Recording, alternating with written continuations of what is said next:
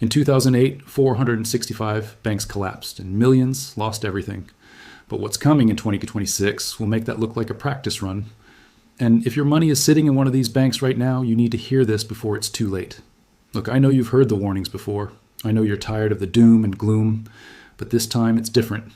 And I'm going to show you exactly why. And the next bank collapse isn't just coming.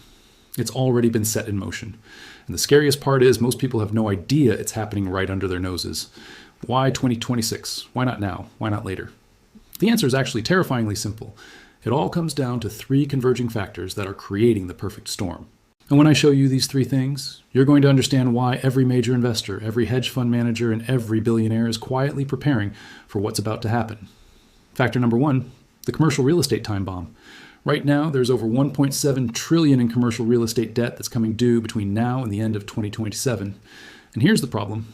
These loans were made when interest rates were near zero, when office buildings were full, when retail spaces actually had customers walking through the doors. But that world is gone. Remote work destroyed the office market. E-commerce devastated retail. And now property owners are facing a nightmare scenario. They need to refinance these massive loans. But the interest rates have tripled or quadrupled. The buildings are worth half of what they were. And the banks are stuck holding these toxic assets on their balance sheets. Let me give you a real example. There's an office building in San Francisco that was valued at $300 million in 2019. It just sold for $60 million. That's an 80% loss. And this is an isolated case. This is happening in every major city across America. New York, Chicago, Los Angeles, Houston. The commercial real estate market is in free fall. And guess who's holding all of these bad loans? Your local and regional banks. The big banks, the JP Morgans and the Bank of Americas, they saw this coming and started dumping their commercial real estate exposure years ago. But the smaller banks, they're drowning in it. And when these loans start defaulting in 2026, these banks won't have the capital to survive. Office vacancy rates hit 19.8% in early 2025. By 2026, they're forecast to hit 24%. Nearly 1/4 of all U.S. office space will be sitting empty. That's a revenue wipeout of $8 to $10 billion for landlords. And when landlords can't pay their mortgages, the banks eat the losses. Factor number two, the unrealized losses sitting on bank balance sheets. Now this is where it gets really disturbing. Because of an accounting trick, banks don't have to report losses on their bond holdings until they actually sell those bonds. They can pretend everything is fine, even when it's not. Here's what happened. During the pandemic, when interest rates were at historic lows, banks bought hundreds of billions of dollars worth of government bonds and mortgage-backed securities. Safe investments, right? Except there was one massive problem. When interest rates go up, the value of these bonds goes down. It's basic math. So when the Federal Reserve started raising rates in 2022, all of those safe bonds that banks were holding suddenly lost massive amounts of value. And we're talking about over $600 billion in unrealized losses across the banking system. That's money that's already gone. But the banks don't have to admit it yet. Think about that for a second. $600 billion? That's more than the entire GDP of Sweden. That's more than the market cap of Tesla and Netflix combined. And it's just sitting there on bank balance sheets like a ticking time bomb waiting to explode. And here's the kicker. These losses are concentrated in the same regional banks that are also drowning in bad commercial real estate loans. It's a double whammy. They're getting crushed from both sides. And when depositors start to realize this, when people start to understand that their bank is technically insolvent, that's when the panic begins. We already saw a preview of this in 2023 with Silicon Valley Bank and First Republic. Those banks failed almost overnight once depositors realized what was happening. Billions of dollars withdrawn in a matter of hours. The FDIC had to step in and arrange emergency takeovers. And those were just two banks. Imagine what happens when dozens or hundreds of regional banks face the same crisis simultaneously in 2026. Factor number three, the derivatives crisis that nobody's talking about. This is the part that keeps me up at night. Because derivatives are the weapons of mass financial destruction that caused the 2008 crisis. And right now, there are over $600 trillion worth of derivatives floating around the global financial system. Let me put that number in perspective. The entire global economy is about $100 trillion. The derivatives market is 6 times larger than the entire world economy. These are basically bets on top of bets on top of bets. And they're all interconnected. When one major player fails, it creates a cascade effect that can bring down the entire system. It's like a house of cards built on quicksand during an earthquake. And here's what's terrifying. Many of these derivatives are tied to interest rates and real estate values. The exact two things that are about to blow up in 2026. When commercial real estate starts defaulting and interest rates remain elevated, these derivative contracts are going to start failing. And when they fail, the counterparty risk becomes systemic. What does that mean in plain English? It means that when Bank A can't pay Bank B on their derivative contract, Bank B might not be able to pay Bank C.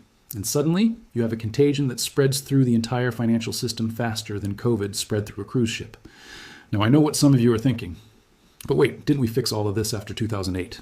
Didn't Dodd-Frank and all those regulations prevent this from happening again? And that's exactly what they want you to believe. But the truth is, the regulations have been quietly rolled back. The banks lobbied hard and got most of the restrictions removed.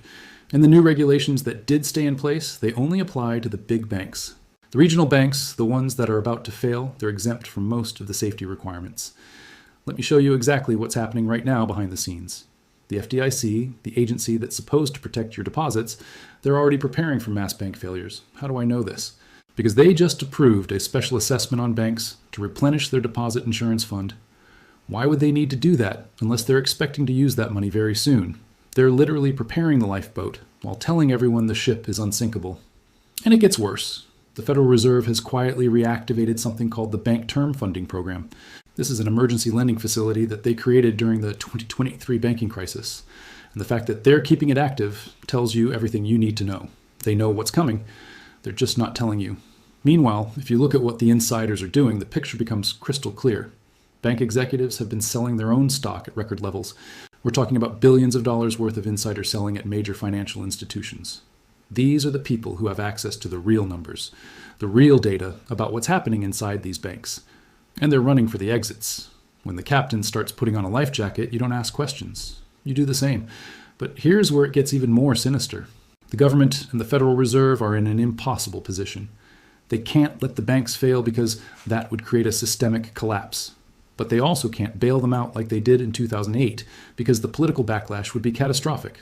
People are still angry about the last bailout. Occupy Wall Street might look like a picnic compared to what would happen if they tried to bail out the banks again. So what's their solution? Inflation. They're going to print money and inflate away the problem. They'll call it quantitative easing or emergency liquidity measures or whatever fancy term makes it sound responsible. But make no mistake, what they're really doing is devaluing your savings to save the banking system. Think about it. If your bank is holding bonds that have lost 40% of their value and the Fed comes in and buys those bonds at face value, who's paying for that loss? You are. Through inflation. Through the decreased purchasing power of every dollar you've saved. It's the most insidious tax ever created because most people don't even realize it's happening. They just notice that their groceries cost more, their rent went up, their car payment is higher. But they don't connect the dots back to the banking crisis and the money printing that is being used to paper over the problem. Now let me tell you which banks are most at risk. And pay attention here because this is crucial. The banks in the most danger are the regional banks with heavy exposure to commercial real estate and with a large percentage of uninsured deposits. What are uninsured deposits? That's any money above the 25,000 FDIC limit. Here's the thing. Small depositors, people with a few thousand or even a few hundred thousand in the bank, they're generally protected by FDIC insurance. But businesses, wealthy individuals, anyone with more than 250K in a single account, they're not covered beyond that limit. And these are the people who will run first when they sense trouble. We saw this with Silicon Valley Bank. About 94% of their deposits were uninsured. When word got out that the bank was in trouble, those depositors pulled their money out so fast it made your head spin. $42 billion withdrawn in a single day. The bank went from solvent to bankrupt in less than 24 hours. So, which banks should you be worried about? Look for regional banks in markets with declining commercial real estate values. Banks in the cities where remote work has devastated the office market. San Francisco, Seattle, Portland, New York, Chicago. These are the danger zones. Also look at the bank's loan portfolio. If they have heavy concentration in commercial real estate, that's a red flag. If they have a high percentage of uninsured deposits, that's another red flag. And if they're sitting on large unrealized losses in their securities portfolio, that's strike 3. I'm not going to name specific banks in this video because that could trigger the exact panic we're trying to prepare for. But if you go to your bank's website and look at their latest quarterly earnings report, all of this information is public. You can see exactly what they're holding and how exposed they are. But here's the real question. What do you do about it? How do you protect yourself when the system is rigged against you? How do you make sure your life savings doesn't disappear when the collapse comes? First, understand the FDIC insurance limits. $25,000 per depositor per insured bank per ownership category. If you have more than that in a single bank, you're at risk. The solution is simple. Spread your money across multiple banks. If you have $5,000, don't put it all in one institution. Split it between 2 or 3 different banks and make sure they're actually different banks, not just different branches of the same bank. That doesn't help you. Second, consider moving some of your cash out of the banking system entirely. I know this sounds extreme, but hear me out. We're living in a time where the traditional banking system might not be the safest place for your money. So where else can you put it? Physical assets. Gold and silver have been stores of value for thousands of years. When banks fail, when currencies collapse, when governments print money into oblivion, precious metals hold their value. You can't print gold. You can't create silver out of thin air. It has intrinsic value that exists independent of any government or financial institution. Now, I'm not saying put everything into gold. That's not smart either. But having 10 to 20% of your wealth in physical precious metals that you personally control, that's not crazy. That's prudent. That's what smart money has been doing for centuries. Third, look at Treasury bills and Treasury money market funds. These are backed by the full faith and credit of the U.S. government. And while I have my concerns about government debt, the reality is that Treasuries are still safer than deposits in a regional bank. The government can print money to pay off Treasury bonds. A regional bank in Iowa can't do that. You can buy Treasury bills directly through Treasury Direct, the government's own website, or you can invest in Treasury money market funds through any major brokerage. These funds invest exclusively in short-term government securities, and they are much safer than keeping large amounts of cash in a bank. Fourth, and this is important, keep some cash on hand. Physical cash. Not a lot, but enough to cover a few weeks or months of expenses. Why? Because when a banking crisis hits, ATMs stop working, credit cards get declined. The electronic payment system can freeze up. We saw this in Cyprus in 2013. We saw it in Greece in 2015. We saw it in Lebanon in 2019. When banks fail, people can't access their money, even if it's FDIC insured, even if it's technically safe. There's a lag time. It might take days or weeks for the FDIC to sort everything out and give you access to your funds. During that time, you need cash to buy groceries, gas, medicine, whatever you need. I'm not talking about hoarding millions of dollars under your mattress, but having a few thousand in small bills hidden securely in your home, that's just basic preparedness. It's the same logic as having a fire extinguisher or first aid kit. You hope you never need it, but you'll be really glad you have it if you do. Fifth, diversify internationally. This is something most Americans never think about, but it's actually really important. Having all of your assets in U.S. banks denominated in U.S. dollars, tied to the U.S. financial system, that's concentration risk. You're putting all your eggs in one basket. Look, the bottom line is this. The commercial real estate crisis is not a maybe. It's not a conspiracy theory. It's happening right now. The loans are coming due, the buildings are empty, the banks are exposed. And when the defaults start rolling in 2026, a lot of regional banks are going to fail. Your job is to make sure you're not caught in the blast zone.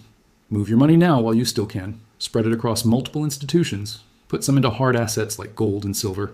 Keep some physical cash at home. And stop assuming that just because your bank has been around for 50 years, it will be around next year. Because history shows us that when the dominoes start falling, they fall fast. And the people who wait until everyone else is panicking, those are the people who lose everything. Don't be that person. Act now.